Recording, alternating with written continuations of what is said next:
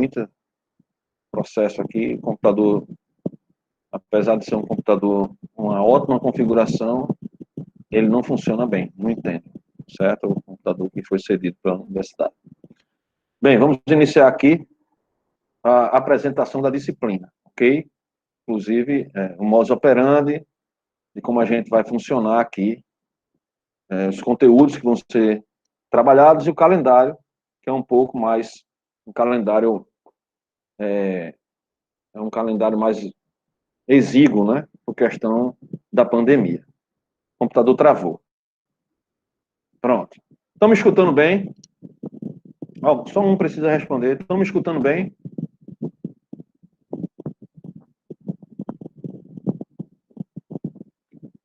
Eu gostaria que fosse no áudio. Estão me escutando bem? Estamos, professor. Tá saindo direitinho. Beleza. Vamos aí. Porque quando eu coloco aqui no PowerPoint tela inteira, eu só fico vendo a tela do PowerPoint. Tá certo? A disciplina Teoria Política do Estado. Meu nome é José Maria Pereira da Nóbrega Júnior, sou doutor, mestre e doutor em Ciência Política pela UFPE, professor associado da UFCG. Na área de atuação, nos estudos sobre qualidade da democracia, segurança pública e estudos da violência. Vou reapresentar a disciplina para vocês, né? Disciplina 2020.1, nós estamos aí com um ano de atraso, mas vamos procurar com esse calendário que fizeram aí, na PRE, tentar fazer o melhor trabalho possível dentro desse calendário exíguo. Então, temos aí a ementa, os objetivos e metodologia, avaliação e detalhes operacionais, que vão ser apresentados nos slides.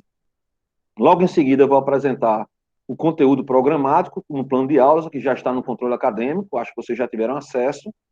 Peço para que todos atualizem seus e-mails. Peço também para que as pessoas que, por alguma dificuldade, não estão tendo acesso ao WhatsApp, essas pessoas procurem atualizar os e-mails, né? Porque fica difícil, né? Tem gente que fica passando mensagem para o meu WhatsApp de forma particular para eu resolver esse problema, que é um problema que o aluno tem que resolver, né? Atualizar o seu e-mail e entrar em contato com a turma para poder ser inserido o seu número de WhatsApp no grupo.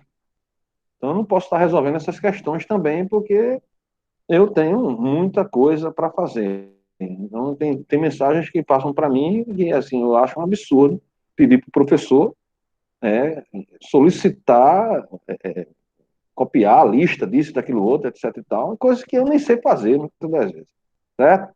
Bem, vamos lá, vamos para frente. A ementa da disciplina, teoria do Estado, a noção, objeto, método, Estado, direito e política, o Estado e seus elementos constitutivos, soberania, povo, território, finalidade, sistemas e regimes de governo, Estado e cidadania no contexto político brasileiro, Estado brasileiro e políticas públicas. Né? Então, a gente tenta aí numa disciplina só dar um conteúdo muito grande. E imaginar isso numa disciplina que ainda vai ter que sofrer um processo de pelo menos um mês a menos do normal. Então, a gente vai sanar isso com as aulas assíncronas, né? No sistema. Então, essa disciplina eu dei no sistema RAI toda completa. Então, todas as aulas de todos os conteúdos da disciplina já estão no YouTube. Então, primeiro conteúdo, por exemplo, que a gente vai ter, que é a teoria das formas clássicas de governo, né, em Platão, Políbio e Aristóteles, já está lá no sistema, deve ter mais ou menos umas 2 horas e meia só de aula sobre isso, do texto base, que é o texto que eu vou passar para vocês, certo? Logo após eu terminar aqui essa apresentação. Então, os objetivos e metodologia. Os objetivos é oferecer aos alunos noções básicas, teóricas sobre a natureza e o papel do Estado, sua origem, evolução, elementos, instituições, organização e funcionamento. O objetivo é se preparar os alunos para o estudo do direito positivo e das demais disciplinas do curso com conhecimento básico dos componentes do Estado. Afinal, o curso de gestão pública é justamente para formar um técnico bem formado, não só do ponto de vista operacional, mas também do ponto de vista filosófico, no que diz respeito à sua função como gestor da coisa pública, certo? Então, entender o funcionamento das instituições do Estado e sua relação com a sociedade é de fundamental importância. Né? Entender a relação entre executivo e legislativo, entender o papel do judiciário, entender a tripartição dos poderes, o equilíbrio entre os três poderes, entender como funciona o direito numa sociedade democrática, entender o que é uma democracia moderna. Então, são elementos aí importantes para a formação do gestor. A metodologia, o ensino expositivo de conteúdo, com debates e leituras, serão usados aí recursos da internet, né, como esse Google Meet, que a gente está usando agora, e o canal de YouTube, para as atividades tanto síncronas como assíncronas, conforme a resolução, né, do ano passado do Covid-19 aí, né, feita pela PRE. Avaliação e detalhes operacionais, as provas serão de caráter dissertativo sobre os temas teóricos que serão expostos aí na disciplina, serão disponibilizados de forma digital para a produção original do estudante em tempo hábil. Então, serão provas que eu enviarei para vocês por e-mail. No dia da avaliação, teremos um encontro antes da avaliação. A avaliação será tranquila, porque vocês terão 24 horas para elaborar essa dissertação, baseada na discussão do texto e das aulas que foram disponibilizadas, né, no YouTube, e, enfim, as aulas ao vivo, os contatos também, né, dos atendimentos, como eu vou falar para vocês aí mais na frente. Enfim, as aulas podem ser síncronas, quando é dada ao vivo, e ou assíncronas, que são gravadas e disponibilizadas em canais das redes sociais, certo?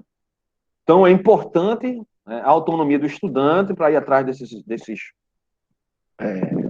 desses conteúdos, certo? Tanto os conteúdos digitais na internet, do ponto de vista das aulas, né, audiovisuais, como dos textos em PDF, que serão também disponibilizados, né? Eu vou encaminhar o máximo possível nos veículos aí que a gente tem à disposição. Eu tenho nas redes sociais Instagram e WhatsApp, não tenho Facebook, ok?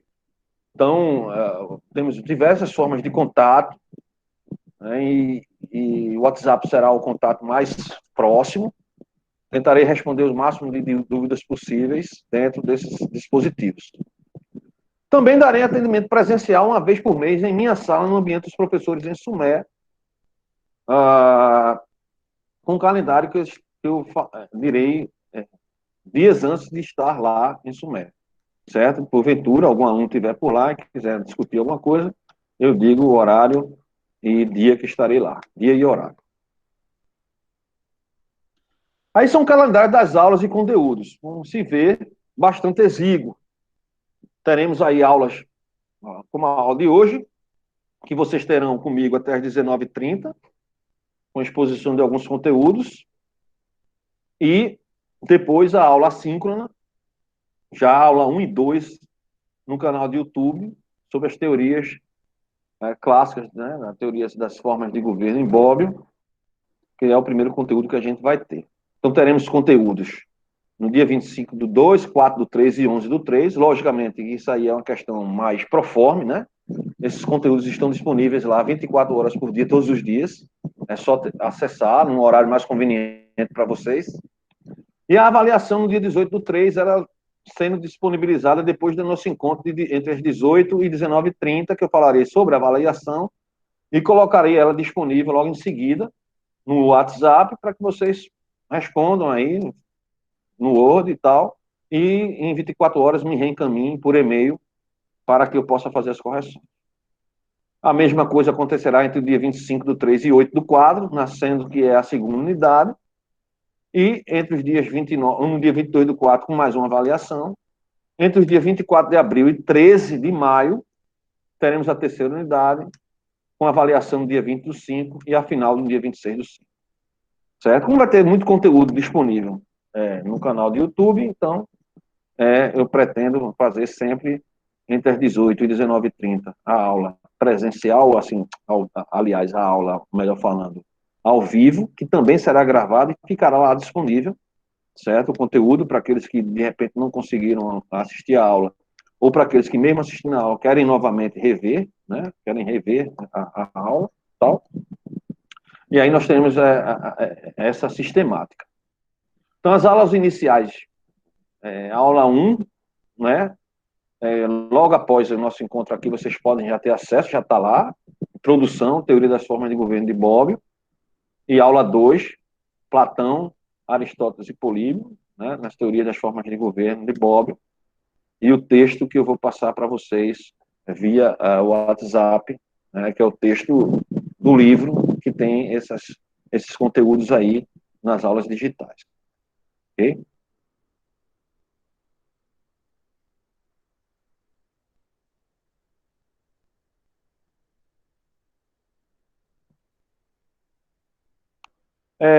Alguém quer fazer algum comentário sobre isso que eu falei agora? Esses 15 minutos que eu falei rapidamente sobre a disciplina?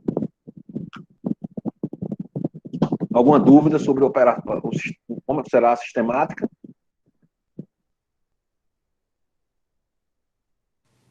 Não, professor, eu acredito que tá tranquilo. Acho que vai seguir a mesma caminhada da outra vez, né? Um pouco diferente, porque da outra vez eu deixava as aulas gravadas lá, mas toda semana teremos entre as 18, na quinta-feira, entre as 18 e as 19h30, uma discussão ao vivo, para depois eu passar o conteúdo seguinte. Né? Então, agora, nesse momento, eu só estou apresentando a disciplina e dizendo qual é o primeiro conteúdo, certo? Vocês, quando a gente terminar aqui, essa exposição, essa aula, até as 19h30, aí vocês já podem, logicamente, que fiquem à vontade, não precisa ser logo em seguida, não tem nem como fiscalizar isso, né?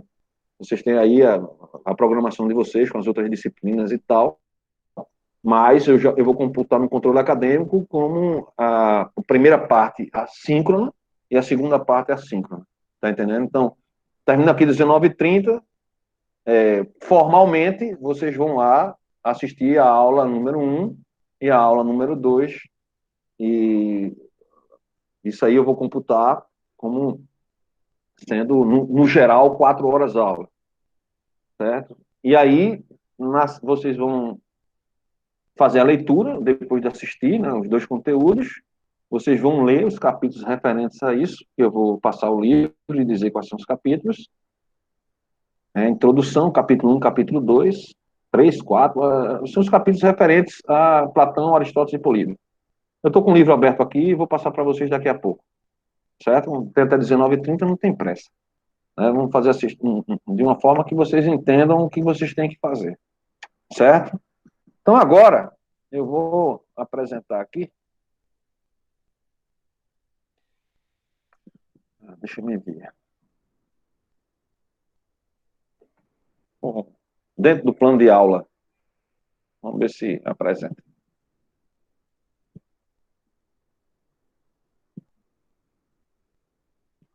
Estão vendo aí o plano de aula?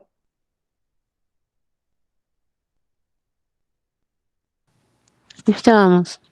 Tô Pronto. tranquila. Aqui, isso eu já falei, né? Sobre a meta, objetivos, metodologia, avaliação.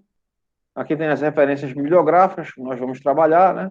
Então, tá lá no plano, eu subentendo que vocês já tiveram acesso a isso, que eu já coloquei desde segunda-feira.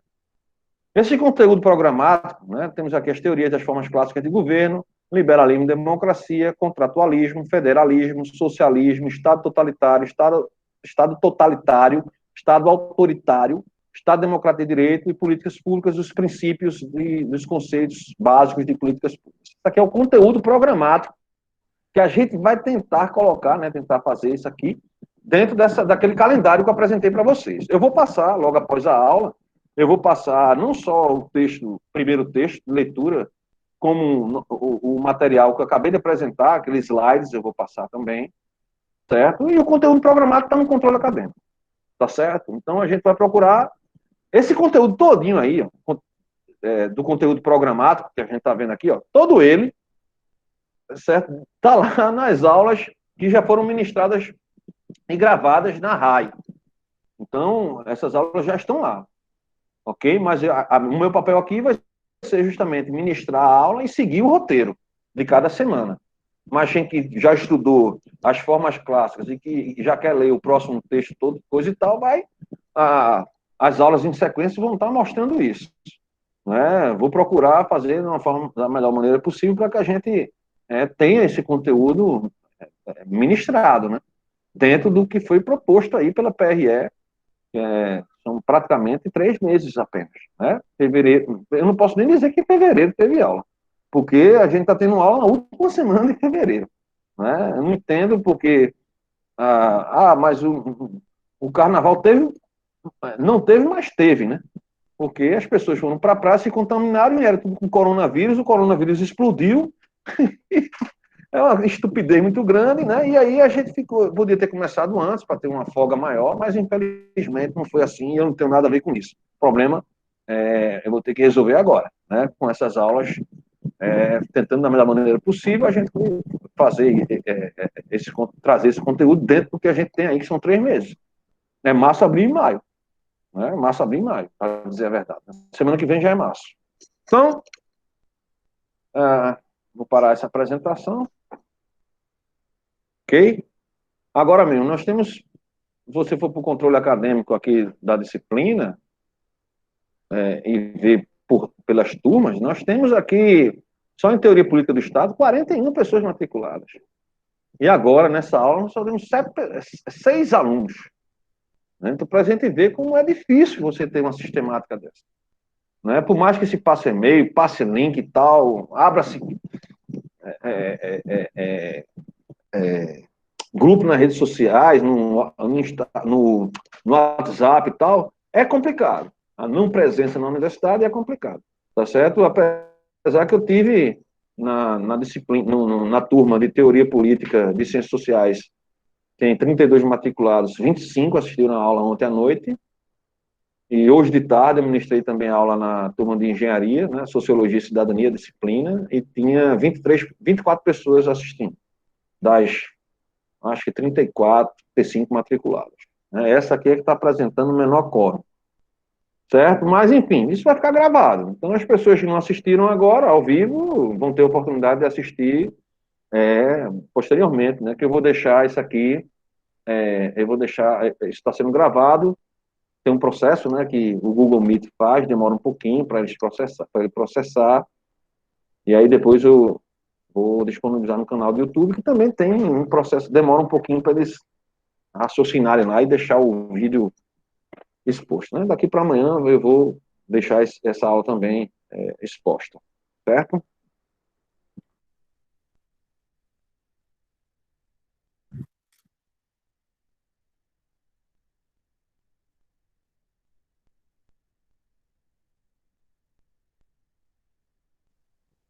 Pois bem, então vamos dar continuidade. Eu vou agora apresentar para vocês. Ah, não é isso, não. Deixa eu ver onde é que está esse. Está aqui mesmo. Só um minuto. Apresentar aqui. A janela. Essa mesmo. Tirar.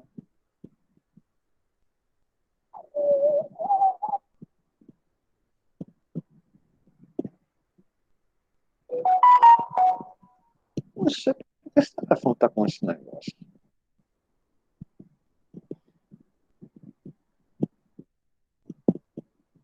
Bem.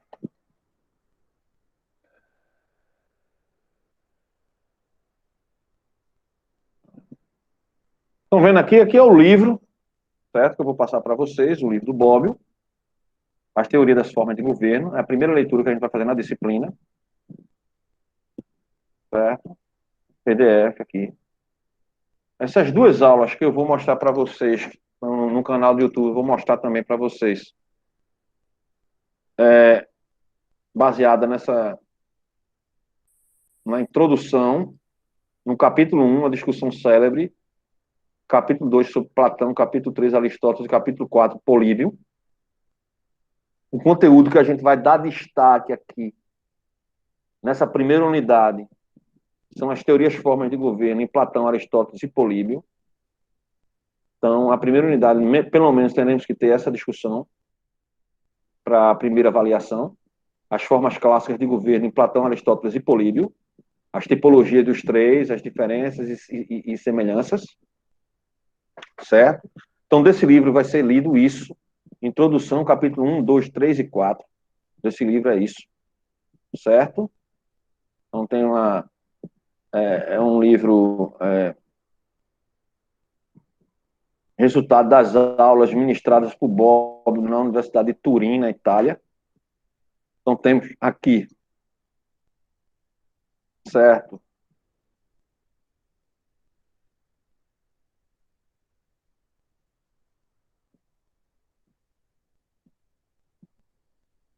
Esse prefácio, ler, né? Se quiser ler, a questão a ser lida vai ser a introdução e aqueles capítulos que eu falei anteriormente. Ok, um prefácio muito longo da obra, certo? Então,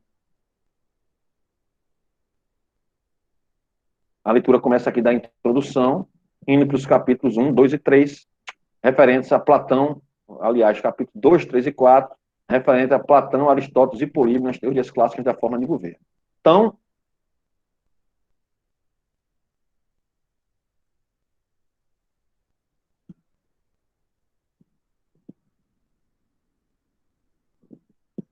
o que é que será feito? Vocês vão ter acesso a esses conteúdos que estão aqui.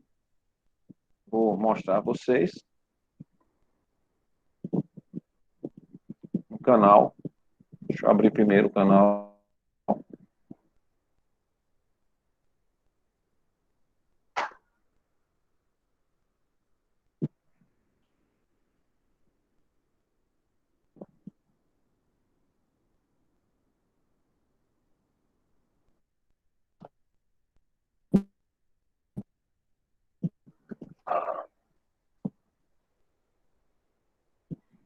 O computador é um pouco devagar, um pouco de paciência a gente tem que ter.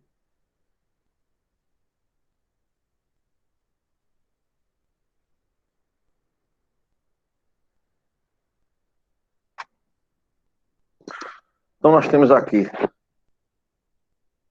vou apresentar para vocês aqui.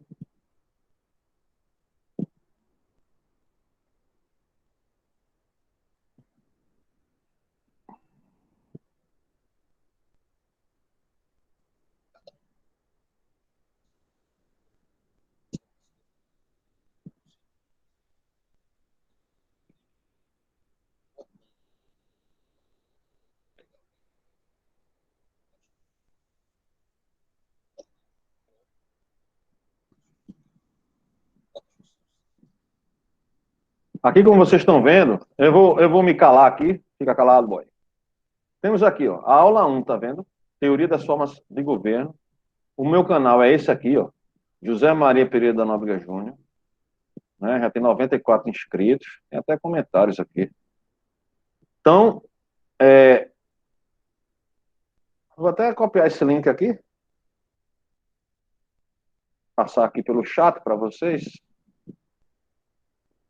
Certo?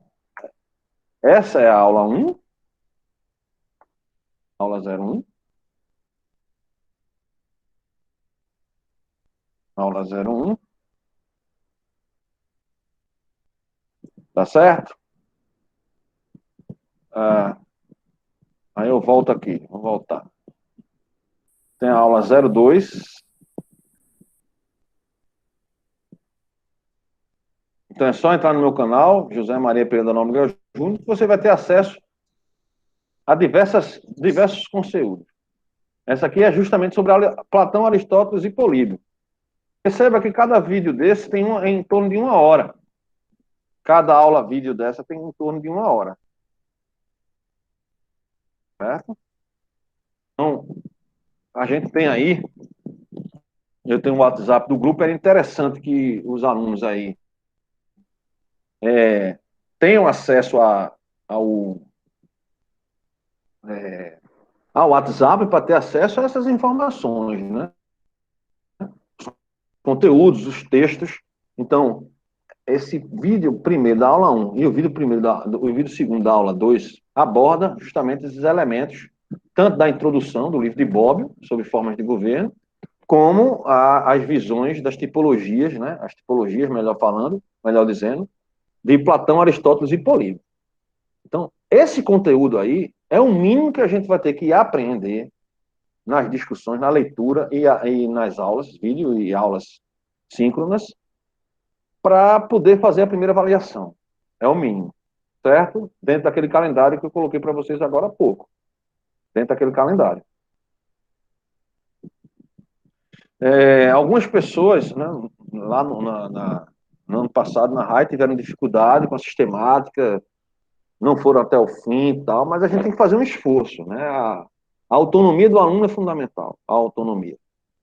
Então, quando eu terminar aqui, essa aula que vou terminar aqui, eu vou computar essas mais 2 horas de aula, aula 1 e aula 2, e na semana que vem a gente vai discutir esses conteúdos, né, das leituras de Bob e tal.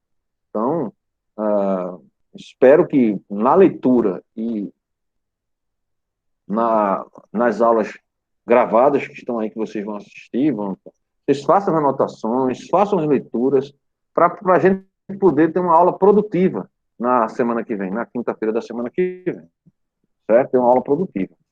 Então, vai ser fundamental, como eu falei anteriormente, a autonomia do estudante, a autonomia do aluno. Ele pode ler, ele pode ter acesso a esses conteúdos no momento que ele quiser. Inclusive, essa aula aqui, que já falei, está sendo gravada, né, para as pessoas que entraram posteriormente, certo? Tem gente ainda que tem e-mail desatualizado no controle acadêmico, tem gente que, por motivos óbvios, né, não houve as pessoas não se enturmaram por questão da pandemia, e aí não teve como ter a socialização lá no campus, mas tem que se fazer um esforço nesse sentido. Né? Estão me escutando aí, então, todos? Estamos sim, professor. E essa questão assim de Beleza. socialização, eu acho que o WhatsApp ajuda muito, principalmente o grupo da turma que tem. Acho que facilita bastante a É a forma que a gente comunicação, tem.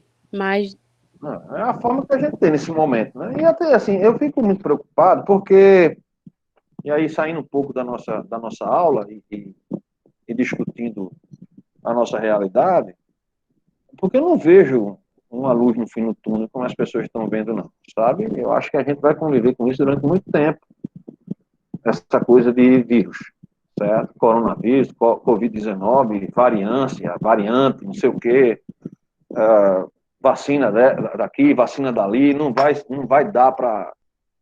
A vacina, o vírus, é, é, o vírus é um vírus mutante, vai aparecer novos vírus e tal.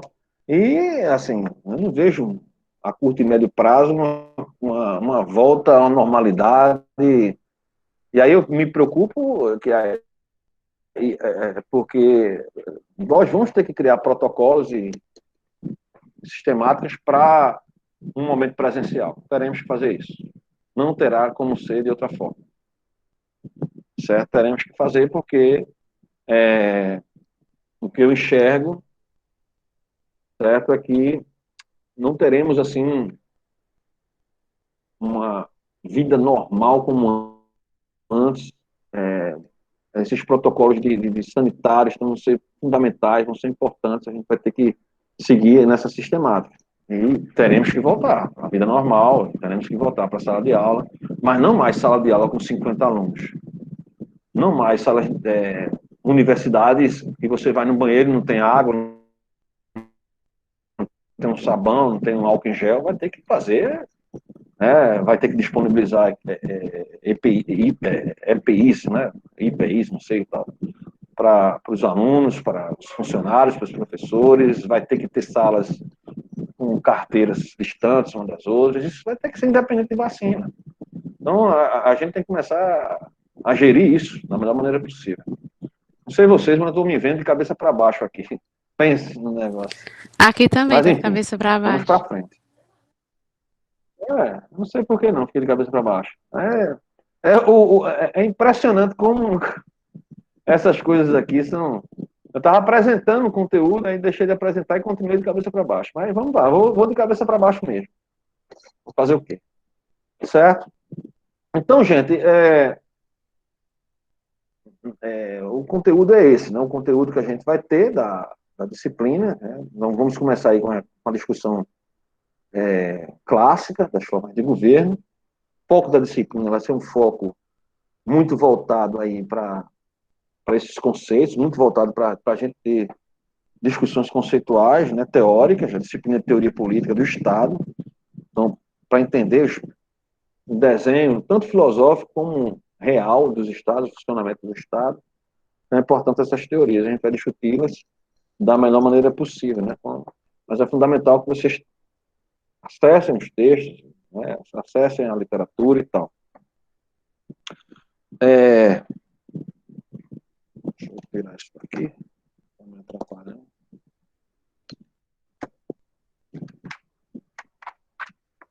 Então, essa discussão que vocês vão ter acesso, já está tudo já gravado, o conteúdo já está lá gravado no YouTube, certo? Com as aulas expostas sobre os conteúdos, o conteúdo da disciplina inteira está lá.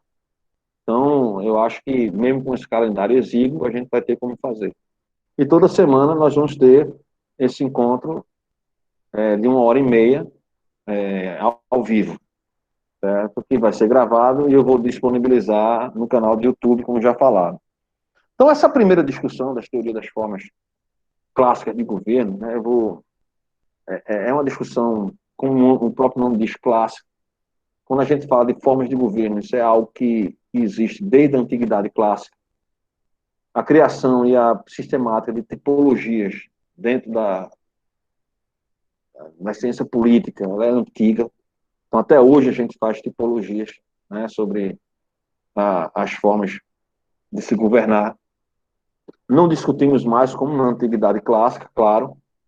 Desde a modernidade, a democracia ela é vista como uma democracia de representação, democracia eleitoral.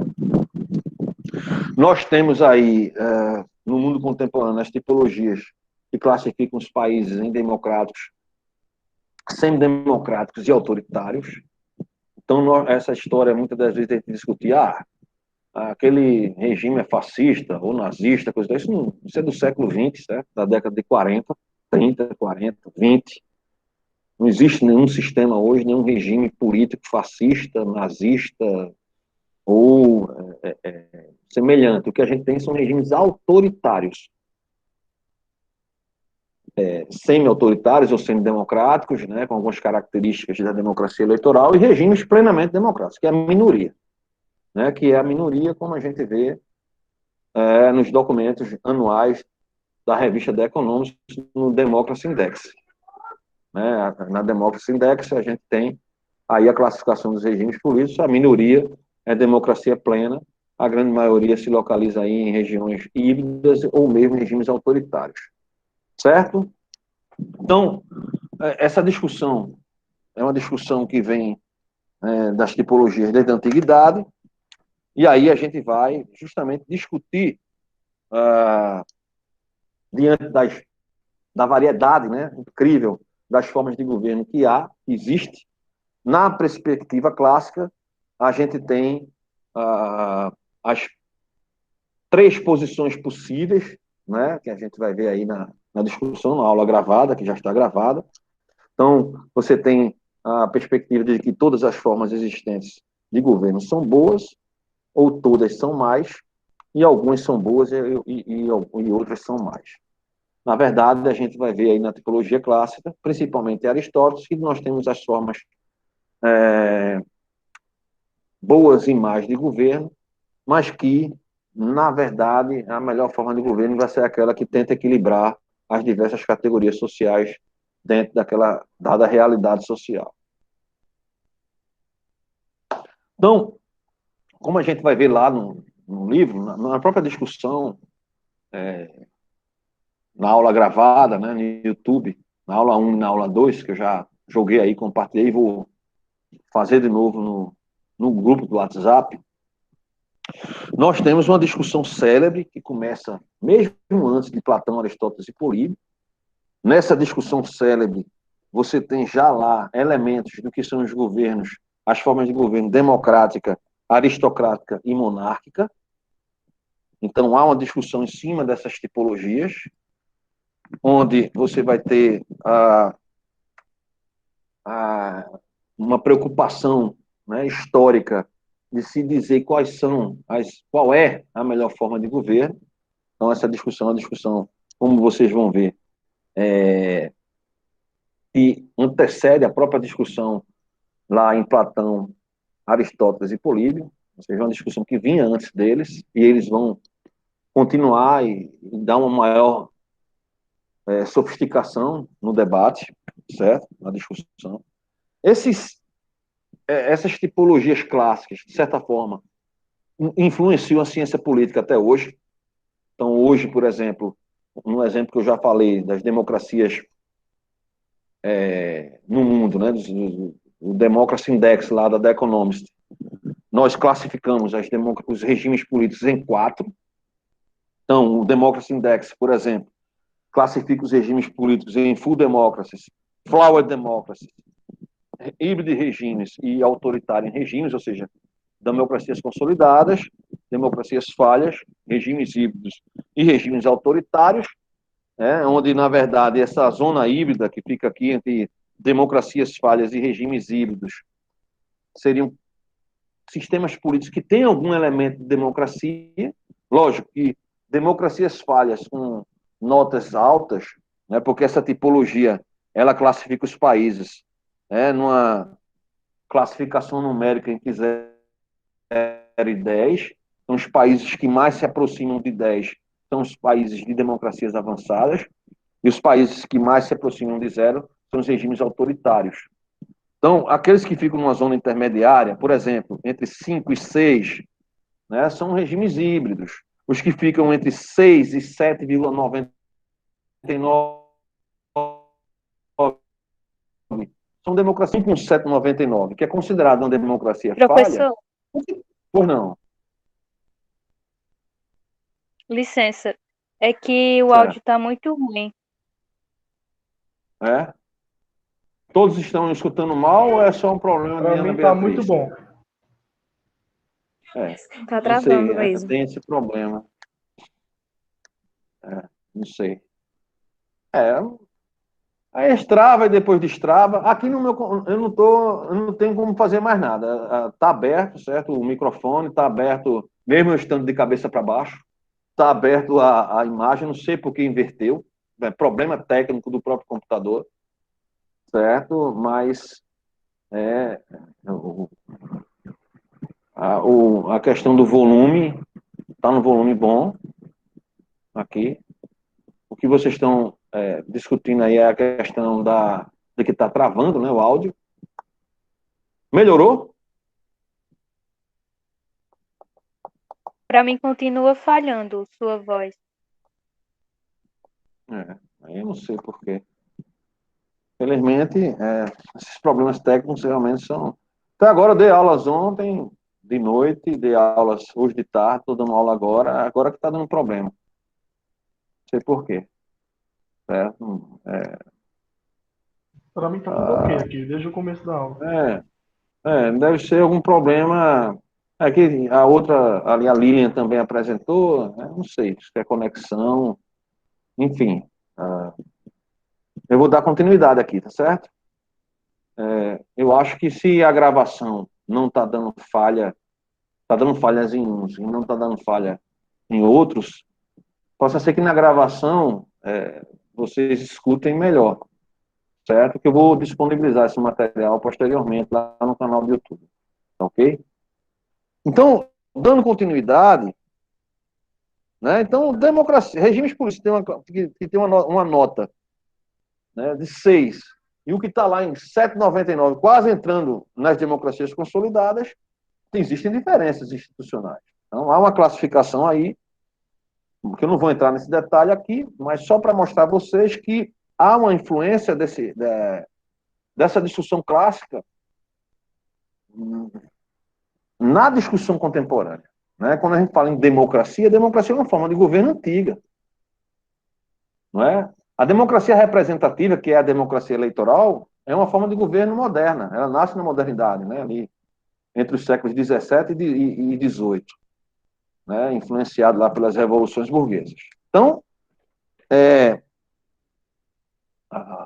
o liberalismo, que já é uma perspectiva moderna, vai, de certa forma, se encontrar com a democracia ali em fins do século XVIII, principalmente na independência dos Estados Unidos, né? Quando a gente vai ter ali a Revolução Americana, que vai instalar uma democracia liberal, baseada nos ensinamentos de John Locke, né?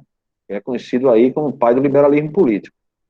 Tem um pai do liberalismo econômico, que é o Adam Smith, e tem um pai do liberalismo político, que é o John Locke. Então, quando a gente fala hoje na democracia contemporânea, que é fundamental os direitos do indivíduo, isso é moderno. A democracia clássica, na verdade, ela está muito mais para a tirania da maioria do que para a democracia. O que a gente entende por democracia hoje é muito diferente da forma de governo clássica, como a gente vai ver aqui na discussão em Bobbio. A democracia clássica, ela enxerga da seguinte forma, né? Então, você tem uma maioria que decide, e ela está certa, e a minoria tem que se curvar a ela. E na modernidade, com a ascensão dos direitos individuais, das liberdades civis e das liberdades políticas, isso passa a sofrer um contraponto, né? Na verdade, a vontade da maioria ela vai prevalecer principalmente no aspecto eleitoral da democracia, mas ela vai ser limitada pelos direitos das minorias. E aí eu não estou falando só de minoria do ponto de vista progressista, não. Estou falando da minoria mesmo. Das minorias que, por exemplo, perderam a eleição. Certo? Então, a tolerância, a oposição e coisas do tipo é coisa contemporânea. Nasce na modernidade e vai amadurecendo até chegar aos finais do século XIX e início do século XX, a se tornar uma regra dentro dos ambientes democráticos. E mesmo assim, sofreu reveses, né? Como a gente viu aí na questão historicamente, da Primeira e, sobretudo, da Segunda Guerra Mundial, como se deu. A Segunda Guerra Mundial, não é? O estupim da Segunda Guerra Mundial é justamente os regimes autoritários, fascistas e o fascismo e o nazismo, que levou aí a uma guerra sangrenta de 4 anos, com uma mortandade imensa. E mesmo quando a guerra acabou, né, e os regimes, o regime fascista na Itália e o regime nazista na Alemanha saíram de cena, o autoritarismo se manteve, principalmente na União Soviética, né, onde nós tivemos aí um mundo bipolarizado entre 1945 e 1990, então 1990 é muito recente, e que teve a principal simbologia na queda do mundo comunista, né, que era o autoritarismo lá no comunismo, com a queda do Muro de Berlim. E aí a democracia representativa praticamente vence o debate e vence a disputa da melhor forma de governo, né? Então, os países hoje, que são países de democracia, de desenvolvimento econômico pleno, certo? A maioria desses países, não vou dizer todos, mas a maioria desses países desenvolvidos, né? E aí eu estou falando de desenvolvimento não só econômico, mas desenvolvimento humano, são países de democracia sólida. E quando a gente vai ver, isso representa pouco, muito pouco, né? Em torno de 13% dos países, né? Em torno de 22 países, de mais de 160, com um percentual de 5,7% da população mundial que se encontra nesses países avançados. A maioria das pessoas, né? 42,7% da população mundial vive em regimes de democracias falhas, 16% vive em regimes híbridos e 35,6% em regimes autoritários. Mais de um terço da população mundial vive em regimes autoritários. Não vive em regimes Coreia do Norte, Cuba, países da Ásia, né, como Filipinas, Indonésia. Então, tem muitos países aqui na América Latina, né, Guatemala, Nicarágua, Venezuela, que são regimes autoritários. As pessoas estão lá vivendo, né, nesses sistemas fechados, né, sistemas de regime, né, não democrático, regimes realmente autoritários e fechados. Então, assim, Hoje, quando a gente vai avaliar a qualidade de um país, ó, voltei a ficar normal. Quando a gente avalia a qualidade de um país, né, a gente avalia a qualidade do seu sistema político.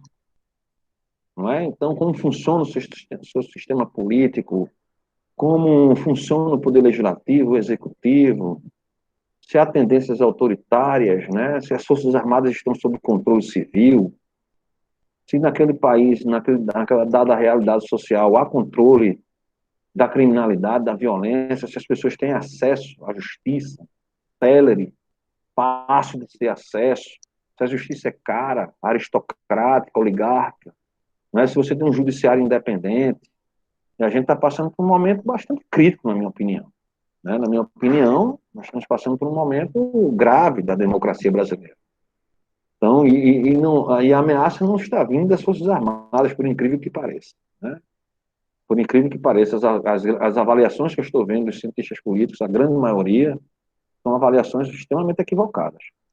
A ameaça não está vindo, não está vindo do Poder Executivo, a ameaça não está vindo do Poder das Forças Armadas, a ameaça maior está vindo da Suprema Corte, né, na minha visão. Então, nós temos aí problemas sérios, né, e que a gente só entende quando entende o funcionamento institucional dentro dessa filosofia, que é a filosofia política. Né, a divisão do poder, a tripartição do poder, de que há mecanismo de freios e contrapesos, a gente vai ver isso sobretudo na discussão do federalista, a gente vê isso no federalista lá nos Estados Unidos da América, principalmente o Madison, vai ser responsável aí pela todo o sistema, né, de representação política nos Estados Unidos, né, então, de evitar as tiranias da maioria.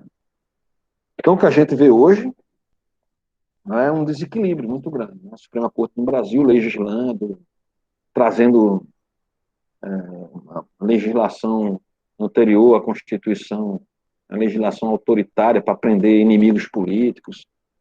Então, isso é muito grave. Né? Enquanto isso, tanto o Poder Executivo como o Poder Legislativo muito omisso, mas do ponto de vista do seu funcionamento institucional, vem funcionando normalmente. Corrupção é uma característica forte do Brasil, sim, empiricamente a gente consegue provar isso, mas do ponto de vista formal, as instituições no Legislativo vêm funcionando a contento. Né? Houve alteração agora no comando das suas casas legislativas, sem maiores problemas, né? Gritos da oposição faz parte de qualquer democracia do mundo. Centrão tem em qualquer democracia do mundo, certo? Sempre tem pressão por cargos, pressão por recursos, isso tem aqui em qualquer democracia do mundo. O problema é, assim, o fim, né? Não o meio, mas o fim que se propõe esses poderes, né? No Brasil, nós temos problemas ligados à corrupção e à impunidade, que gera realmente um resultado insatisfatório. Mas isso não quer dizer que a democracia ela está em crise e a gente vai entrar numa ditadura a qualquer momento. Certo? Apesar de não sermos uma democracia consolidada, o Brasil está aí classificado no contexto latino-americano com uma nota de 6,91, né? Então ela fica ali na zona intermediária entre democracia plena e o regime de democracia falha, ou semidemocrático, como diz Scott Minuoren. Nós temos um sistema político que, analisando a pontuação, né, do Brasil, ele fica atrás de países como Argentina, Chile, Uruguai. Uruguai é um país da América do Sul, na verdade, o único país da América do Sul classificado como uma democracia sólida, entre os países de democracia plena. A Venezuela é um regime já autoritário, considerado já autoritário pelas classificações internacionais de formas de governo, não é? Então nós temos na América Latina tanto Venezuela como Cuba se apresentando aí como países de autoritários, Guatemala e Nicarágua chegando junto para se aproximar e fazer a patota dos autoritários, né? A patota dos autoritários na América Latina é Venezuela, Cuba,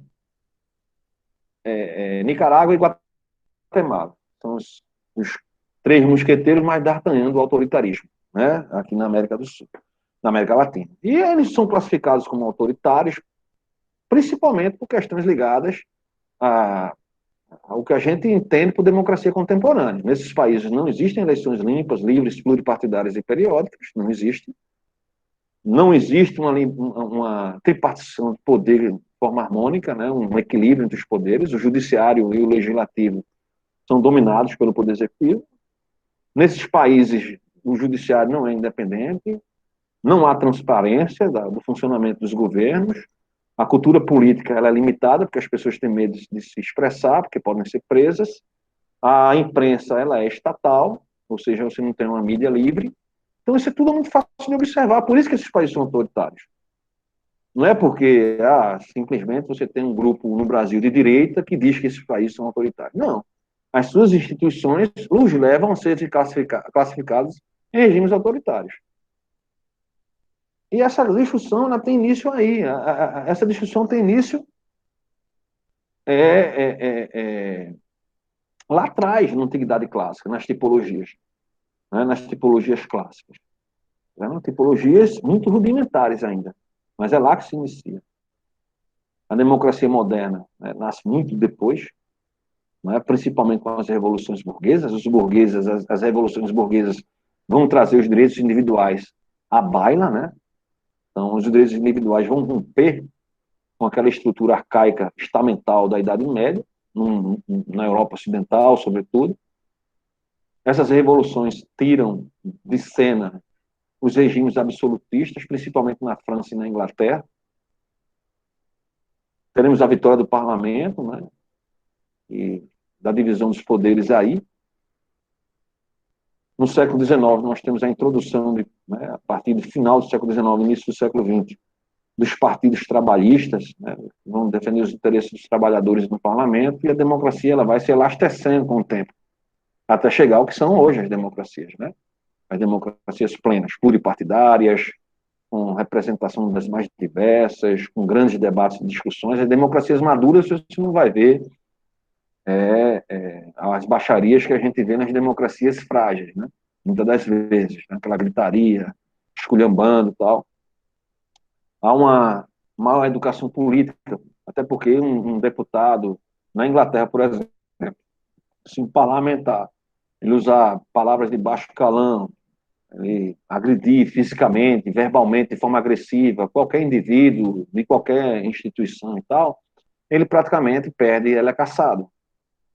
Não é como aqui. O cara faz isso, e aí a Suprema Corte vai e age de forma autoritária, prende o cara e tal. Porque simplesmente houve uma omissão por parte do Legislativo. Não, o Legislativo mesmo chama, dentro da própria casa, uma comissão, geralmente a Comissão de Constituição e Justiça, para analisar se houve decoro do parlamentar. Tá certo? É assim que as coisas funcionam. Nós agora estamos vivendo um momento aí na universidade que estão querendo criar um caso por questão da eleição do reitor, mas não tem nada ilegal no que foi feito. Né? As pessoas estão dizendo, nem tudo que é legal é moral. Concordo. O que aconteceu com o STF foi legal, mas imoral do ponto de vista da democracia, porque a Lei de Segurança Nacional é a lei que foi assinada por João Figueiredo, o último presidente da ditadura militar, né, para prender o deputado lá. Tem falado da invenção jurídica do flagrante delito num vídeo, né? Quer dizer, um vídeo está na internet, então está sempre em flagrante. Então é uma coisa nova, né? Juridicamente falando. E aí, voltando a falar da questão aqui interna, é legal você escolher dentro de uma lista tríplice, porque está na lei. A lei diz que o presidente da República pode escolher um dos três, não precisa ser o primeiro da lista. Geralmente, é mais tranquilo você escolher o primeiro, né, dentro daquela consulta que foi feita dentro da universidade.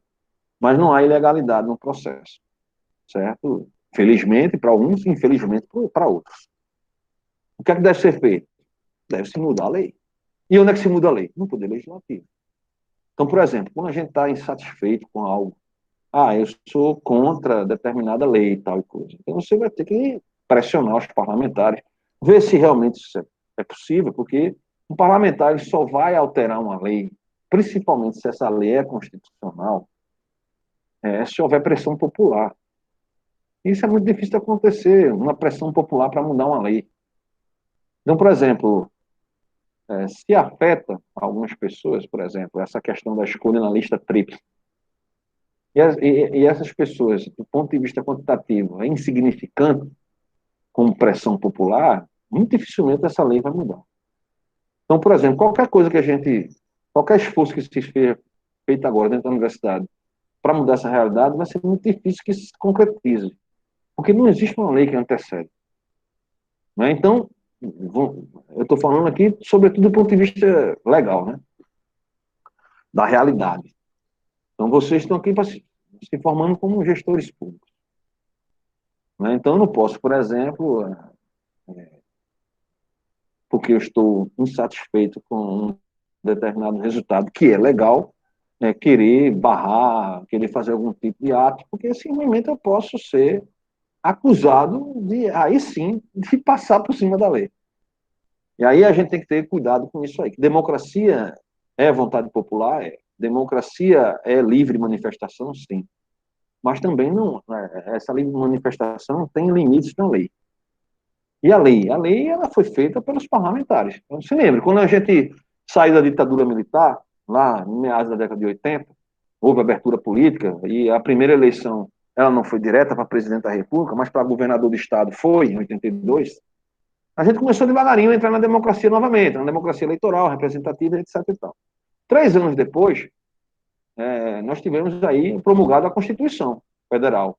Por quê? Porque agora saímos da ditadura e entramos novamente na democracia. Então precisamos de uma nova Constituição. Toda mudança de forma de governo é uma mudança constitucional. Certo? Como eu estava falando agora à tarde com meus alunos lá de engenharia.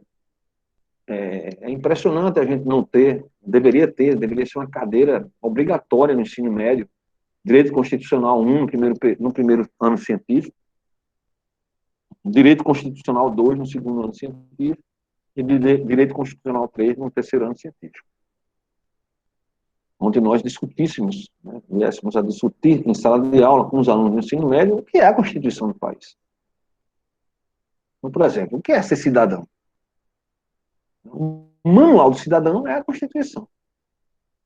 A Constituição Federal é o manual do cidadão.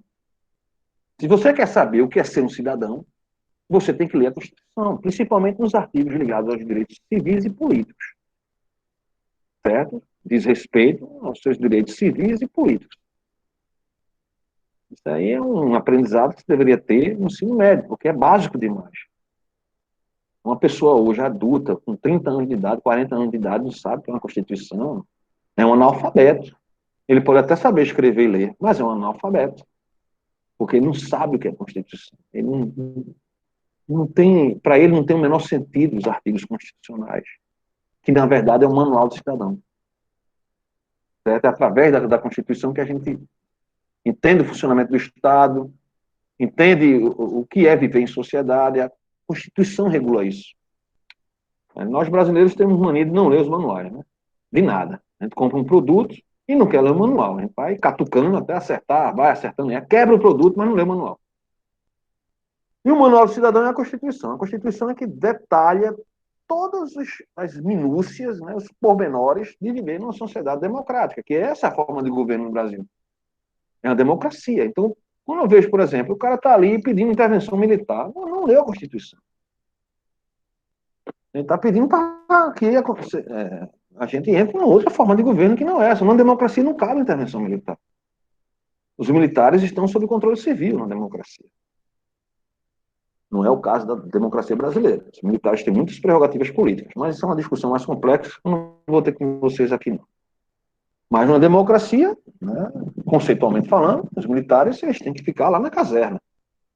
São chamados pelos civis eleitos pelo povo em momentos importantes. Podem ser chamados para cargos técnicos, não tem problema. Não há problema de você colocar um militar num cargo técnico, certo? Geralmente, os cargos de ministério são cargos mais políticos, mas não é obrigado. Você não é obrigado a botar um político, por questão do partido dele ter maioria no Congresso, no ministério. Certo? Você pode colocar técnicos. Eu acho até importante, às vezes, isso. Mas, geralmente, são cargos políticos. Também não tem problema, não é ilegal. Certo? Então, o que a gente tem que verificar é que, muitas das vezes, as pessoas se manifestam politicamente, porque têm direito civil de se manifestar, pedindo justamente intervenção no seu direito civil de se manifestar, que é interessante. O deputado que foi preso recentemente, ele falou isso, né? Ele pediu uma série de coisas de forma autoritária e tal. E depois vem dizer para o STF, de forma correta, mas contraditória, nem tudo que é correto é liso, né, e reto, né? Então, de forma contraditória, de que ele tinha liberdade de expressão, liberdade civil de se manifestar. Quer dizer, como é que você pede intervenção militar e, ao mesmo tempo, você diz que pediu aquilo porque você tem liberdade de se manifestar, né? Então, um regime autoritário, você não tem liberdade civil. No Brasil, quando houve o golpe militar, ditadura militar, por vários motivos, eu não vou entrar nessa discussão aqui, um dos primeiros atos feitos pelo governo militar foi instituir uma regra, um ato institucional, para limitar drasticamente os direitos civis das pessoas. Então, ficou proibido você se manifestar politicamente, ficou proibido você proliferar certas ideias, ficou proibido você fazer músicas com certas letras, ficou proibido você assistir determinados. Então, é isso. Intervenção militar é isso, não tem outra coisa. E os militares do Brasil hoje, eles querem intervenção militar? Já perguntaram a eles, certo? Será que eles querem o ônus de ser governo? Um governo autoritário? Uma grande maioria preferindo a democracia? No Brasil, vez por outra, você tem aí uma insatisfação com a democracia, mas a maioria ainda prefere a democracia, porque você, pelo menos, tem a liberdade de se manifestar politicamente, né? Lógico, falando isso aqui conceitualmente, né? Tem gente aí sendo ameaçada pela forma que está se manifestando. Então, qual é a forma correta? Existem leis, por exemplo. Se eu me manifesto de uma forma a levantar calúnia, difamação a uma determinada pessoa, existem, né, leis, inclusive leis penais, que prevêem punição para mim, se eu fizer isso. Então, não sei se é necessário uma intervenção autoritária para isso. Certo? Então, se eu ameaço uma pessoa de morte, ameaça é crime. Então, se eu tenho uma polícia eficaz, eficiente, se eu tenho um Ministério Público eficaz, eficiente, se eu tenho um sistema de justiça criminal eficaz e eficiente, as pessoas que fizerem isso vão ser punidas. Se aumenta-se o custo para eu praticar uma ameaça dessa, então, usando aqui uma teoria econômica, da escolha racional, né, se deduz que o indivíduo ele vai ficar mais tímido para agir de forma mais agressiva. Então, a gente vê que isso é o funcionamento das instituições que faz a diferença, né? O funcionamento das instituições. Mas essa discussão ela começa lá atrás, né? Como eu falei para vocês. Então, gostaria de deixar aí em aberto para que vocês pudessem fazer questionamentos a respeito, não especificamente dessa minha fala aqui, uma questão mais ampla. Eu estou aqui hoje, nesse primeiro encontro nosso, mais aberto para nós discutirmos a própria disciplina, conteúdos programáticos, a forma de fazer a disciplina, a forma de se avaliar, a questão ligada aos conteúdos, se há alguma dúvida de vocês a respeito disso, né? Se vocês querem se manifestar e falar alguma coisa a respeito, né, de tudo isso que eu falei até aqui, né? Alguém gostaria de falar alguma coisa?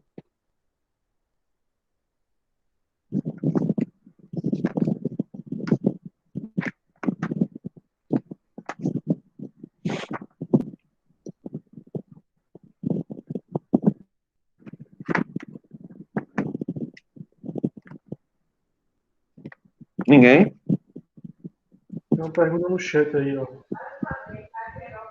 Qual tipo de democracia vivenciamos no momento? No Brasil, você fala? Ou no Brasil, nós temos uma democracia falha, né? O Brasil, ele é classificado aí pela The Economist, no seu Democracy Index, seu índice de democracia, como uma democracia falha. Não chega a ser um regime próximo do autoritarismo, não, como muitos dizem.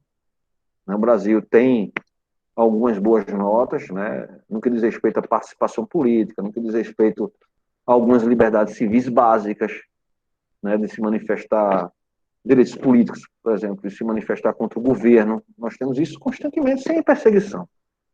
Então, por exemplo, tivemos a alternância de governos, né, desde a redemocratização, tivemos vários tipos de governantes, com várias formas de enxergar a realidade, com várias ideologias, né? E nenhum governante não, longe disso. Totalitarismo é um tipo de regime político que você imagina, um totalitarismo, a gente não estaria nem tendo uma aula aqui dessa forma. Certo? Um regime totalitário, como a própria expressão diz, né? Inclusive tem um dicionário de política, de Bobbio, que você tem acesso a todos esses conceitos. Um regime totalitário é o regime igual ao de Hitler, na Alemanha nazista. Ali é um regime totalitário. O que é um regime totalitário? Ele é pior do que o autoritário. Tá certo? Tivemos um regime autoritário no Brasil entre 1964 e 1985.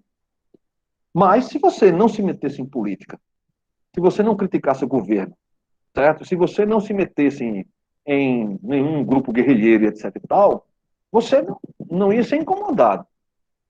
Certo? Eu não estou defendendo o governo, entenda, o autoritário. Mas ele é muito mais suave do que o totalitário. No totalitário, você tem uma forma de se governar na qual o governante, ele é o partido político, ele é as Forças Armadas, ele dita o que deve ser feito em todas as áreas, por exemplo, nas artes. Né? No sistema totalitário de Hitler, a arte contemporânea era considerada uma aberração. Então, o artista, como Picasso, por exemplo, era condenado à prisão, trabalhos forçados, à morte, simplesmente porque a arte era uma arte que ele considerava aberração. Então, o regime totalitário, minha gente, é uma coisa muito agressiva. Coreia do Norte, sim, confundem. O regime autoritário é um regime no qual, por exemplo, na Venezuela o regime é autoritário, em Cuba é autoritário, não chega a ser totalitário. Certo? É só você ficar quieto. Ok? Mas você não vai ter uma perseguição do governo porque você é judeu, porque você é negro, porque você é homossexual, porque você gosta de arte contemporânea, porque... Não, tá certo? Então, no regime totalitário, as coisas são muito violentas. Então, por exemplo, a Coreia do Norte é um regime totalitário. Certo? Mas é um regime de total regulagem da sociedade. Mais forte do que o autoritário. Logicamente que a gente tenta, de certa forma, classificar os países, né, entre os mais autoritários, que chega perto muito de um totalitarismo. Então, por exemplo, a União Soviética, na época de Stalin, era totalitária. Stalin mandava matar quem discordasse dele. Foram muitos assassinatos do Estado. Mas quando Stalin morreu, houve uma revisão dentro da própria União Soviética, e Nikita Khrushchev, que foi o líder seguinte, era completamente diferente de Stalin. Não, o país não chega a ser um país comunista, a Venezuela. Certo? Porque você tem uma economia de mercado. O que caracteriza um país comunista é um país que você tem uma atividade de mercado muito restrita. Certo? Não chega a ser um país comunista, mas é um país que é um país autoritário, com um mercado muito limitado, porque você tem uma crise econômica muito grande hoje, mas não chega a ser comunista, porque o que caracteriza um regime comunista é a falta de um mercado, a total falta de garantia à propriedade privada. Porque quando a gente fala em propriedade privada, a China é um regime autoritário, só que, diferente da Venezuela, houve uma liberalização econômica muito grande. Por que um regime autoritário? Porque na China você não tem pluripartidarismo, é um partido único, partido comunista, apesar do nome ser partido comunista, está longe do sistema econômico dele ser comunista. O que caracteriza um país comunista é o seu aspecto econômico, se há liberdade de mercado ou não. Então a China avançou muito na liberdade de mercado, garantindo aos indivíduos certos requisitos da propriedade privada, sobretudo aqueles ligados às posses, aos bens, garantias a possuir bens. Mas, por exemplo, a propriedade privada não é só os bens, os seus bens, tá certo? A propriedade privada é também a liberdade de você ter um pensamento livre, de você criticar o governo, você não aceitar, de questionar. Isso na China não tem, certo? E a China é um país autoritário. O caráter comunista da China caiu bastante. O comunismo, na verdade, perdeu, né? Ele foi derrotado na década de 90, né? Com o fim da União Soviética, foi o fim do comunismo. O comunismo morreu. Ele está agonizando em alguns países, como Cuba, né? Em alguns países, como Coreia do Norte. A China é uma grande potência. Então, só isso caracteriza que o comunismo morreu lá. Mas só que a China, diferente da Rússia, vamos dizer assim, que era o maior país. É, é, peraí, daqui a pouco eu vou nessa aí. Eu acho que não sairemos logo dessa situação, não. Mas, enfim, as perguntas podem ser colocadas aí, certo? Então, a China manteve a estrutura política do Estado porque seria muito custoso mudar e criar uma nova forma de governo, uma nova constituição e tudo mais. A Rússia fez isso. Moscou até hoje não conseguiu se recuperar como um grande ponto, né, político, apesar do esforço feito pela sua sociedade. Então, hoje, o que nós encontramos na Rússia é um regime autoritário, não é? O mesmo governante faz 20 anos. Então, você não tem pluripartidarismo. O principal líder de oposição ao governo de Vladimir Putin está preso. Ele sofreu um atentado pelo próprio sistema. Putin, ele foi um espião da KGB, né? A KGB era a polícia política da antiga União Soviética. Então, quem assistiu os filmes de James Bond sabe o que eu estou falando. Então, os agentes da KGB, não estou dizendo aqui que os agentes da CIA eram também flores boas para se cheirar, não era, tá certo? Todo país tem seu lado negro. Não existe essa... não sei se o lado negro aqui politicamente é correto, mas tem seu lado perverso, certo? Todo país. Não existe ninguém puro, tá certo? Por isso que vocês vão ter que ler Hobbes, tá certo? A gente vai ler Thomas Hobbes. Não existe ninguém puro. Como não existe ninguém puro, não existe nenhum país puro, não existe nada puro. Puro somente na nossa visão religiosa, o que nós entendemos na nossa crença e tal. Só existe nesse universo. Tá certo? Na política não existe ninguém puro, em nada existe ninguém completamente puro. Todos nós temos um pouco de perverso, só que nós nos policiamos. E tem pessoas que não se policiam, né? Para que seja policiada, precisa da polícia. Certo? Então, pessoas educadas se policiam por si mesmas, si próprias, se educam e se policiam. Pessoas que já são perversas por natureza e já têm aquele instinto mais forte e não se educam, aí realmente precisam do Estado para fazer com que mantenham todos em respeito, como dizia Hobbes lá no Leviatã. Então,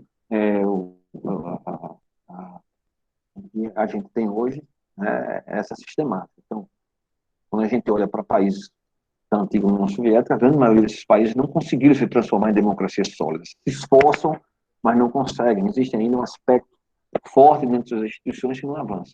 A mesma coisa dos países que passaram por ditaduras militares como o Brasil. Só que o Brasil é muito mais democrático que a Rússia, não se tem. Não se pode comparar. Você pode até comparar um ímpeto, de repente. Bolsonaro é um sujeito que no passado fala absurdos, etc. Mas como presidente da República, ele não tem o poder que se espera, que muitos acham que ele tem. Certo? Não tem. Ok? Então nós temos aí uma realidades diferentes. Realidades muito diferentes. Não tem como comparar. A gente compara institucionalmente. Então, o Brasil é mais democrático que a Rússia. Não é mais democrático que o Chile, mas tem ingredientes para a gente analisar. Do aspecto eleitoral, se a gente for analisar só o aspecto eleitoral, o Brasil é o mais democrático da América do Sul. Não tem o que discutir. No que diz respeito às eleições, nós somos a melhor democracia da América do Sul. Só que uma democracia não é avaliada apenas pelas instituições que passam pelo crivo eleitoral. Certo? Deixa eu ver as outras perguntas aqui, que já está saindo um pouco do assunto, da forma em que o governo está lidando com a pandemia, sairemos logo dessa situação. Olha, eu não sei se os governos, aí não estou falando só do governo federal, mas os governos, de uma forma geral, o mundo todo está lidando com a pandemia da melhor forma possível. Porque a pandemia é algo muito novo. Se tem, eu estou tomando essa decisão aqui porque eu estou baseado em estudos científicos. A maioria dos estudos científicos são controversos. Eu andei lendo, não, teve gente mandando ler artigo, quando eu ler artigo não tinha nenhum teste mais sofisticado do ponto de vista científico para comprovar aquilo que o cara estava afirmando. Então tem muita coisa hoje, muito mais no limbo, muito mais na interrogação do que na certeza. Tem muita gente dizendo, estou baseado em estudo científico, e quando vê, não resolve. A gente está fazendo lockdown desde o início. E toda vez que a gente fala lockdown, logo em seguida há uma explosão da quantidade de pessoas contaminadas. Eu não sei. Isso é muito novo. Tem pessoas que se vacinam e depois pegam uma variante da coronavírus e estão morrendo. Tem pessoas que nunca pegam. Tem pessoas que não se cuidam e não pegam. Tem pessoas que se cuidam, pegam e morrem. Eu não sei. Imagina os governos aí lidando com esse assunto. Nessa semana, o governo da Paraíba veio com essa história, né, de restrição à liberdade. O pessoal cai em cima, principalmente os donos de restaurantes, né, as pessoas que vivem da economia de mercado, porque, já se passou, os caras já tiveram prejuízo, teve gente que fechou a empresa e está na pobreza, tá certo? E isso é uma tomada de decisão que tem que ter muita certeza para tomar a decisão. Tem que ter muita certeza para tomar a decisão. E os governos não têm certeza. Eles chegam ali, fazem aquela pinta, mas não têm certeza. Não, eu estou baseado em estudos científicos. Quais? Quais são esses estudos? Vocês leram esses estudos científicos? Faça um resumo para mim, me manda para o meu e-mail um resumo desses estudos científicos. Não fazem. Por quê? Porque é chute. Porque é chute. Então, o que eu vejo é que essa situação vai continuar por muito tempo, que a gente vai ter que voltar em algum momento para a sala de aula, mesmo com essa situação. Certo? Com protocolos de biossegurança, com uso de máscara, álcool em gel. O que eu vejo é o seguinte, a única coisa que eu tenho certeza é que o cara tem que ser limpo. O sujeito tem que lavar as mãos constantemente, usar álcool em gel, evitar estar falando em cima do outro, que a gente joga fragmentos de cuspe o tempo inteiro. É só você terminar, quando eu terminar aqui, já sujou o papel aqui, tal. Isso é normal, faz parte do ser humano, tem como. Então, o uso de alguma coisa para evitar, é claro que isso aí evita que você...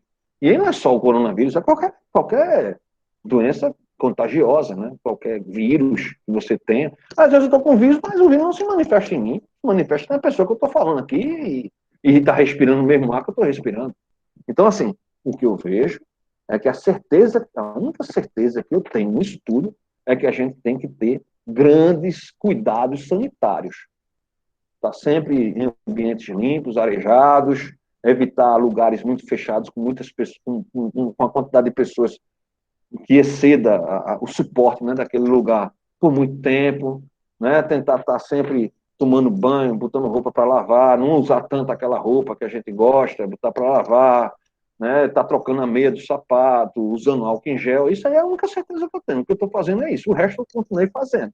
Inclusive, fui um dos poucos professores que foi contra paralisar, né, a aula presencial. Não vi sentido nisso. Porque eu vou para um supermercado e não posso entrar na sala de aula para dar aula. Se no supermercado está todo mundo ali junto, você pega aqui essa maçã, joga para lá e chega o outro, bota no saco. Se não chegar em casa e lavar as mãos, etc, então vai pegar. É a mesma coisa na sala de aula. Só que eu não teria mais a sala com 50 alunos, né? Teria que ter no máximo 20, dependendo do espaço da sala, né? Estou visualizando a nossa sala lá em Sumé. Ali só suporta 20 por sala. Então não teria mais turmas com 30. Então você vai ter que criar um mecanismo. Então essa semana, a turma tem 35, tem. Então 15 assiste essa semana e 20 na outra. E aqueles 15 que assistir essa semana vai assistir gravado. Aí você vai ter que criar o quê? Uma sistemática. Você vai ter que ter um funcionário. Porque eu não sou técnico. Eu estava com a cabeça para baixo agora há pouco. Então eu desliguei a câmera, liguei de novo e voltou. Graças a Deus, eu raciocinei. Mas o cara que vai ter que ter um suporte técnico. Uma câmera filmando. Porque o cara não vai estar... Ele vai passar a semana que ele não vai estar assistindo uma aula presencial, ele vai ter que assistir aquela aula de algum jeito. Então a aula vai ter que ser gravada para aquele pessoal que não foi para a aula presencial assistir aquela aula de alguma forma. Então precisa de uma estrutura que as universidades não têm e que as escolas públicas não têm, mas as escolas privadas têm. A escola da minha filha tem, é 1.000 conto. É 1.000 conto que eu pago. Mas tem, tá lá. Ela assistindo aula que eu mandei para a escola, não vai ficar em casa, não.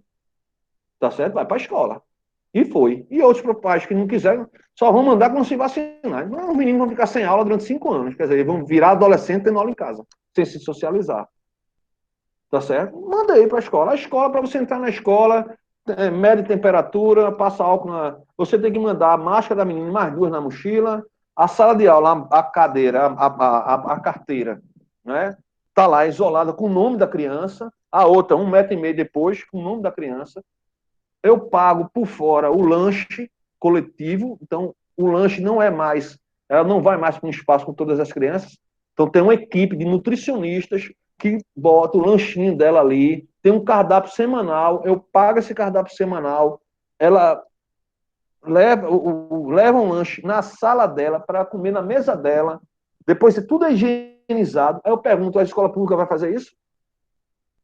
Vai fazer? Então é mais fácil dizer o quê? Cancela a aula, deixa o menino em casa. Aí o cara precisa, a mulher precisa trabalhar, não tem uma creche para deixar a criança, não tem uma escola para deixar o menino. Vai deixar de trabalhar? Isso é massa para quem tem recurso, como eu tenho. Mas a maioria não tem esse recurso. E eu tenho que pensar o quê? Nessa grande maioria, 80% da população brasileira, que ganha pouco, é 80%, minha gente. Nós, professores universitários, fazemos parte de menos de 5% da população brasileira, em termos de recurso financeiro. Certo? Quem ganha mais de 10 salários mínimos no Brasil está numa situação confortável.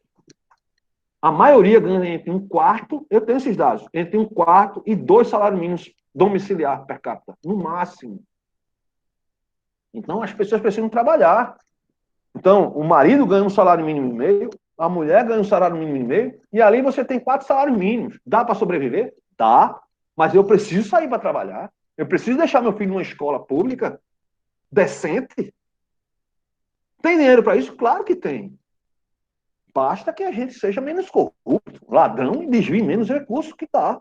Dá para fazer isso que faz na escola da minha filha, que eu pago R$ 1.000 por mês. Dá. Agora, precisa de vontade política. Precisa de políticos minimamente compromissados com a sociedade. Precisa de uma sociedade que pressione para que eles sejam. Né? Mas tem como, sim. Tem como a gente voltar para a universidade? Tem. Claro que tem. Certo? Fazer isso como eu falei para vocês agora há pouco. Agora, ficar em casa para sempre, tendo aulas como essa aqui, não são aulas, eu não acho que a aula seja ruim, certo? Mas nós precisamos voltar para uma convivência mínima. Não precisa ser como antes. 50 alunos na sala, a gente, todo mundo ali agarrado, cuspindo um na cara do outro. Não. Mas, com cuidado, dá. Tá certo? Com o uso dos equipamentos, né? O professor usando um equipamento que evite que a saliva saia dali, depois ele leva, faz uma higienização correta daquilo, álcool em gel no corredor, álcool em gel na entrada da sala, cadeiras a 1,5 metro de distância, boas cadeiras, né? Não aquelas que o cara fica já caindo com um caderno. Aquilo ali já deveria ter sido exterminado, aquilo ali não é desconfortável, você passar a noite toda sentado naquilo. Não, uma mesa com uma cadeirinha acolcheadazinha, você sentado, bota seu caderninho, seu lapisinho de um lado, seu celularzinho do outro ali, assista lá confortavelmente, 20 alunos por sala. Eu já dei aula em instituição assim. Tenho certeza que está tendo aula lá. Tá certo? Possa ser que não esteja por causa dos decretos dos governos tiranetes. Mas eu dei aulas em salas, em faculdades privadas, que era 25 alunos por sala, não passava disso, cada um sua carteira, como eu falei agora, cadeira e mesa, eu lá na frente, com todo um equipamento, isso em 2008. Imagina agora, conectado na internet em 2008, todo o material disponível no primeiro dia de aula para o aluno, livros, CD, DVD, tá certo? A gente já sabia que ia, né, todo o conteúdo ali, os alunos já sabiam, recebia no primeiro dia de aula. A gente dava aula lá para 25 alunos no máximo por turno. Tá certo? Então, é só você adequar a estrutura para uma realidade de pandemia. Uma realidade. Agora, você deixar de viver, ficar trancado dentro de casa, não vai resolver. E vai ter mais uma vez agora, vai ter mais esses tiranetes aí, na minha visão, tiranetes, né? Vamos aí restringir, em vez de estar justamente fiscalizando os estabelecimentos que não estão cumprindo as ordens sanitárias, tá certo? Ficar trancafiado dentro de casa eu acho que não resolve. Quem tem que ficar realmente isolado tal, são pessoas que com comorbidade, pessoas cardíacas, né? Pessoas que têm uma certa idade e tal, essas pessoas não têm condição.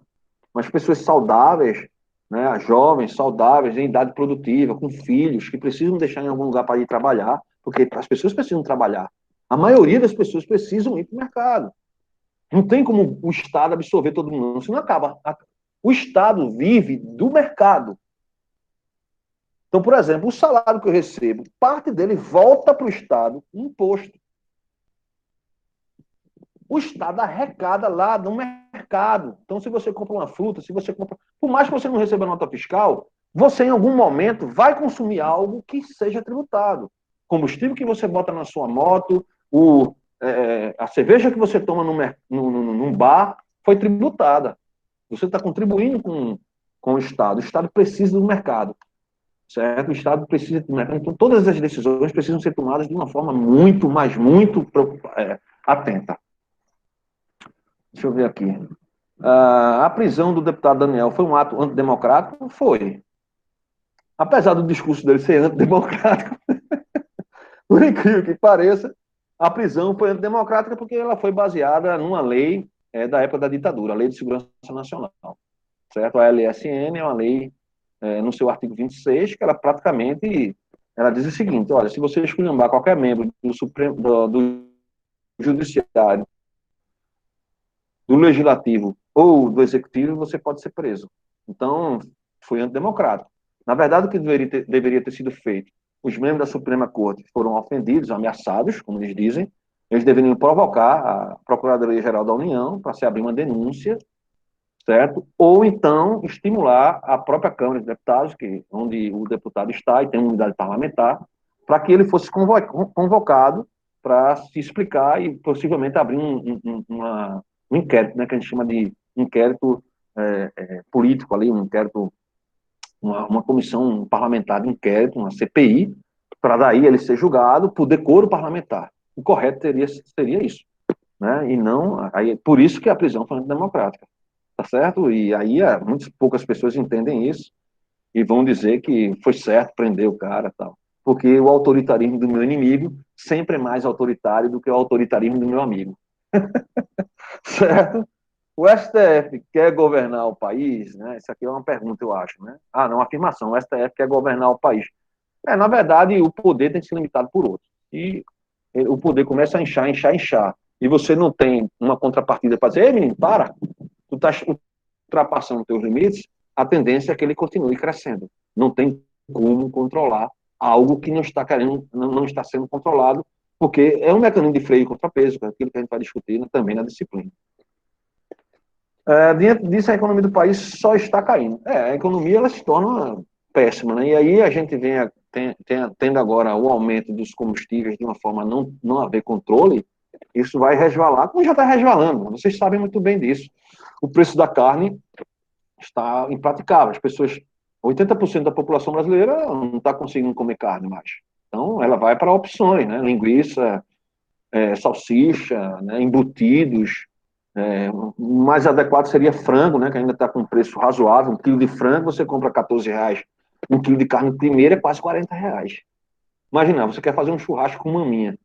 Então, R$80 vai ser 2 quilos de maminha. 80, tá certo? Então, assim, tá impraticável. Então, uma pessoa pobre, imagina, uma pessoa que ganha, um casal, cada um ganha um salário mínimo e meio, você tem aí, salário mínimo e meio vai dar 3 mil reais. 3 mil reais. Né? Como é que uma pessoa vai pagar aluguel, né? Vai pagar água, luz, que é caríssimo, energia elétrica está muito cara, não tem como você dormir numa cidade Cariri paraibano sem ventilador, então o ventilador consome energia gritante, e aí essa pessoa vai se alimentar como? Né? Então ela vai ter que se virar nos 30, né? Macarrão, muito molho no macarrão, né? Um pouquinho de queijo ralado, que queijo também está caro, 1 quilo de queijo mussarela passa dos R$30, né? Então Um queijo de coalha é R$ 22 o quilo. Eu sei de tudo que eu faço feira, né? Quase todo dia. Então, assim, se eu, como professor universitário, que tenho um bom salário, né? Tenho 3 filhos, né? Cuido de 3 filhos, 2 adolescentes que já estão aí entrando na fase adulta, né? São universitários como vocês, alguns da idade de vocês já, né? Tem o meu filho, Henrique, é colega de vocês, né? Estuda na UFCG também, só que no curso de computação, está começando agora também, primeiro período, e eu cuido dele, né? Mora comigo aqui e tal, e o custo é alto, né? Imagina, ele faz computação, eu tive que comprar um computador caríssimo, né? Para ele poder ter ali os recursos necessários, mas graças a Deus eu não pago universidade, passou bem aí na UFCG, está aqui estudando, mas eu imagino esses 80% da população brasileira que precisa sobreviver, né? Com um baixo poder aquisitivo, né? Quando você tem uma casa própria, já alivia, né? Tem um aluguel, o aluguel é muito caro. É um aluguel de uma casa razoável, aqui em Campina Grande, ultrapassa os R$ 700. Né? Se o cara ganha um salário mínimo só para pagar o aluguel, imagina, né? Sobra R$ 2.000 para você, não tem, é difícil. Então, a gente tem que pensar muito nisso, né? Porque, muitas pessoas estão morrendo, sim, mas as pessoas, e as outras coisas, depressão, né? O cara perdeu o emprego, o meu irmão mesmo teve um problema sério, né? Meu irmão depende do mercado, meu irmão é vendedor. Imaginar passar 3, 4 meses sem receber um tostão, né? É muito difícil isso. Graças a Deus, tinha gente, né, para estar ali ajudando, né? Eu, meu pai, minha irmã. Mas imagina, você passa 3, 4 meses sem dinheiro nenhum. Como é que é? Como é que vai ser? Se você não tiver um suporte familiar, uma coisa. Graças a Deus ele tinha, mas muita gente não tem esse suporte. Né? Então, veja, é uma coisa muito séria, minha gente. A gente não pode estar só pensando no, né, nos militantes caviar da vida. Né? Fica em casa que eu estou aqui comendo o meu filé mignon com champanhe. Por favor, né? A maioria são os 80% que eu falei para vocês. Desse casal fictício que eu falei aqui, que precisa deixar seu filho numa creche. Vocês conhecem pessoas aí da realidade de vocês. Tem gente aí que mora no Congo, tem gente que mora aí em Sumé. Quantas pessoas vocês... Graças a Deus, em Sumé tem uma excelente creche, mas eu não sei se ela está funcionando. Né? Mas as pessoas precisam que as coisas estejam funcionando para elas voltarem às suas atividades. Imagina, como é que você vai trabalhar e tendo que cuidar de menino e tudo dentro de casa, naquele horário que você sabia que ele ia estar na creche sendo bem atendido? É complicado, não é fácil. Então, a economia, logicamente, ela vai.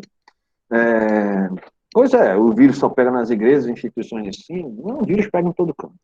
Tá certo? E aí, aquele canto, é aquele canto. O pobre não tem mais condição de comer carne. Infelizmente, né? E aí a gente fica preocupado. E com o aumento de combustível, inflação, os principais produtos, né, alimentares são muito caros. 1 quilo de batata é caro, 1 quilo de... Eu falo porque eu penso nos 80%. Eu nunca, quando eu olho para os preços das coisas, eu não estou pensando no meu bolso, né? Eu fico pensando nos 80% que ganha entre 1 quarto e 2 salários mínimos domiciliar per capita. Certo? É neles que eu penso. Né? Porra, como é que tá a vida desse pessoal? Então, aí você começa a se preocupar com outras questões, né? Então, o desemprego tem uma correlação com o aumento da criminalidade, não a criminalidade violenta como o homicídio, mas a criminalidade do assalto, do roubo, do furto, tem correlação. Então, isso está vindo, chegando na gente, de alguma forma, individualmente falando.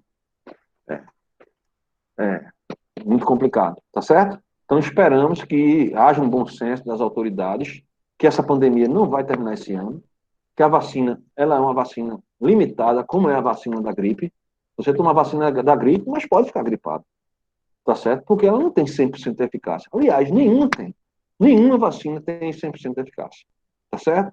Então, essa vacina a gente vai tomar, mas tem que continuar mantendo as mesmas sistemáticas. Não é porque teve a vacina que vai ter que ter. Então, por isso que eu fico pensando, não. Tomar a vacina não vai evitar que eu me contagie. Tomar vacina vai me fazer que eu tenha mais uma proteção no meu sistema imunológico. Eu posso até pegar, mas morrer, ficar um pouco doente, só um resfriado. Né? Então, assim, nós vamos ter que continuar exercendo esse controle. Né? Então, por isso que eu fico muito preocupado com essas atitudes dos governantes de tentar limitar a atividade econômica, como se isso fosse resolver o problema. E a gente viu que não resolve. Não resolve o problema. E depois explode mais uma vez, como está explodindo agora, a quantidade de pessoas contaminadas. Tá certo? Pois bem, pessoal, agradeço a paciência de vocês, certo? Estou aí aberto. Vou disponibilizar essa nossa abertura, né, de aula no YouTube, certo? Daqui para mais tarde, né? Só os processos serem finalizados. Espero que a maioria das pessoas tenha mais acesso aí ao WhatsApp e as outras questões. E considero aí a aula encerrada, certo? Vocês têm aí disponível a aula 1 e 2 para serem assistidas. Daqui a pouco eu vou colocar todos esses conteúdos no WhatsApp, certo? Do grupo. Um grande abraço. Boa noite. Boa noite. Pessoal, quem é que está responsável pelo grupo? O pessoal Sei não. incluído Não nele. está inserido nele, não? Eu não sei. Certo? Mas eu vou Deixei meu telefone aqui passar. no chat. Certo? Eu não sei se essas. Né, quem é que está controlando isso. Eu acredito Mas que isso, seja Thaís que está responsável. Mas eu aí não eu sei. peço para ela colocar vocês lá no grupo, tá? Porque ela também não está aqui. Mas, enfim, vai ser resolvido, certo? Eu vou passar também por e-mail, certo? Vocês têm meu contato aí. Eu já passei, inclusive nos slides, tem lá meu telefone. A gente vai se articulando, tá bom? Então, boa noite e até mais. Boa noite, galera. Tchau, tchau.